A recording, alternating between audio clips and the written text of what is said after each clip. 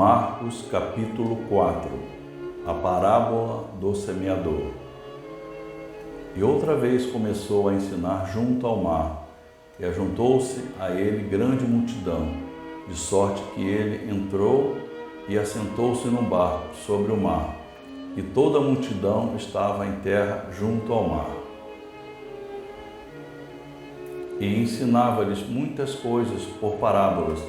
Ele dizia na sua doutrina: Ouve, eis que saiu o semeador a semear.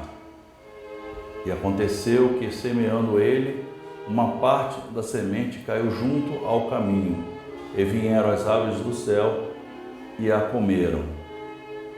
E outra caiu sobre pedregais, onde não havia muita terra, e nasceu logo, porque não tinha terra profunda.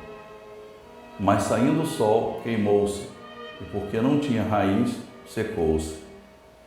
E outra caiu entre espinhos, e, crescendo os espinhos, a sufocaram, e não deu fruto. E outra caiu em boa terra, e deu fruto, e vingou e cresceu. E um produziu 30, outro 60 e o outro 100. E disse-lhes: Quem tem ouvidos para ouvir, que ouça.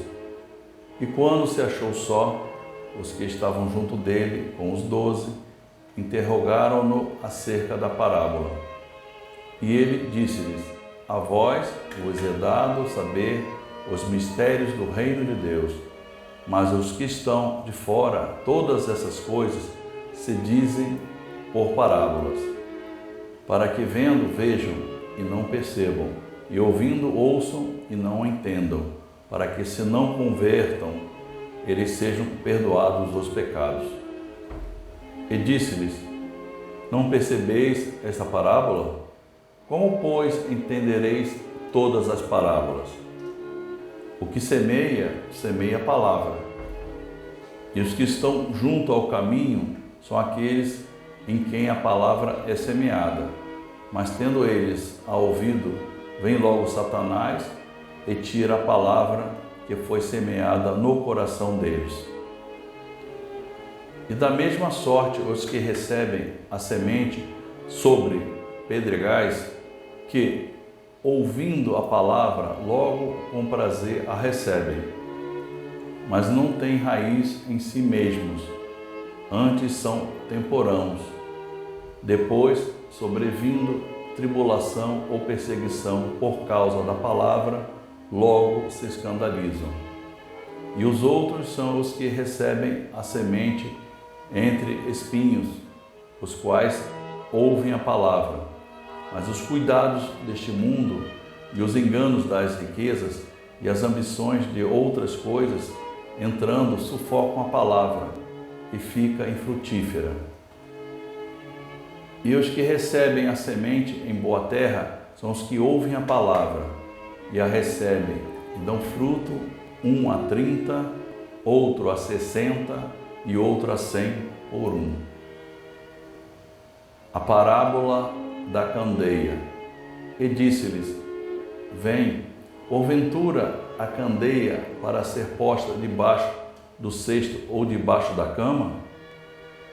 Não vem, antes para se colocar no velador? Porque nada há encoberto que não haja de ser manifesto, e nada se faz para ficar oculto, mas para ser descoberto. Se alguém tem ouvidos para ouvir, que ouça. E disse-lhes: Atendei ao que ides ouvir. Com a medida com que medirdes, vos medirão a vós, e se-vos-á ainda acrescentado. Porque ao que tem, ser-lhe-á dado, e ao que não tem, até o que tem, lhe será tirado.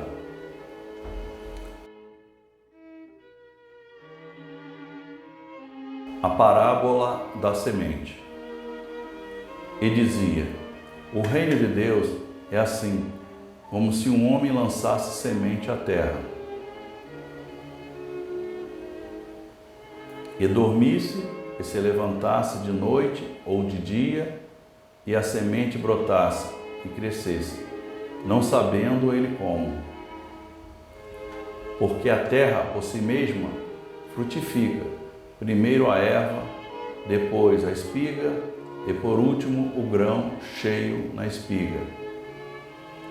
E quando já o fruto se mostra, mete-lhe logo a foice, porque está chegada a ceifa.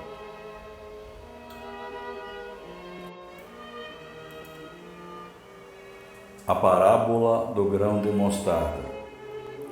E dizia: a que assemelharemos o reino de Deus? Ou com que parábola o representaremos? É como um grão de mostarda, que quando se semeia na terra, é a menor de todas as sementes que há na terra. Mas tendo sido semeado, cresce e faz-se a maior de todas as hortaliças, e cria grandes ramos, de tal maneira que as aves do céu podem aninhar-se debaixo da sua sombra. E com muitas parábolas, tais-lhes dirigia a palavra, segundo o que podiam compreender. E sem parábolas nunca lhes falava, porém tudo declarava em particular aos seus discípulos.